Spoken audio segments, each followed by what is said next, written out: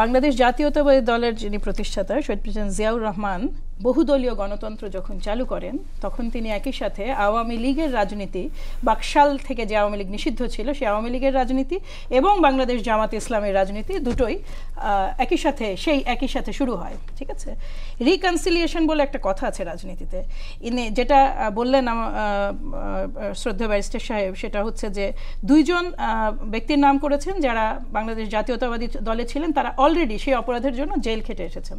এটা রিকনসিলিয়েশন, সেই রিকনসিলিয়েশন প্রসেসটা ডান, তারা কিন্তু এই অপরাধের জন্য জেল খেটে এসেছেন। ঠিক আছে, কাজেই এটা শুধু না, আপনার একটা জাতিকে তো রিকনসিলিয়েশন প্রসেসে টুডে অর টুমরো আনতেই হবে। আপনি যে আওয়ামী লীগকে দল হিসেবে বিচার করছেন আর যখন বিচার কার্য সম্পন্ন হবে, তার মানে কি সে স্রেফ বাংলাদেশে যদি কোনো রাজনীতিবিদ যিনি আওয়ামী লীগ করেছেন অথচ কোনো অপরাধমূলক কর্মকাণ্ডের সাথে জড়িত নন, তিনি রাজনীতি করতে পারবেন না? পারবেন।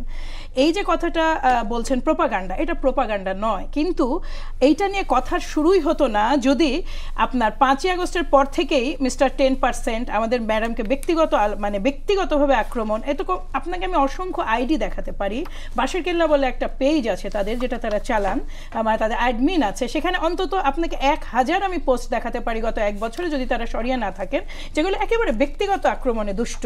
এবং এই যে ধরুন একজন মানে মৃতপ্রায় বা মুমূর্ষ একজন মায়ের কাছে সন্তানের ফেরত আসতে না পারা, এটা নিয়ে যে মকারি, যতগুলো ক্যাম্পেইন আওয়ামী লীগ স্টাবলিশড করে গেছিল, 5 বারের দুর্নীতিতে চ্যাম্পিয়ন, প্রতিটাই ইনাদের মুখে আছে।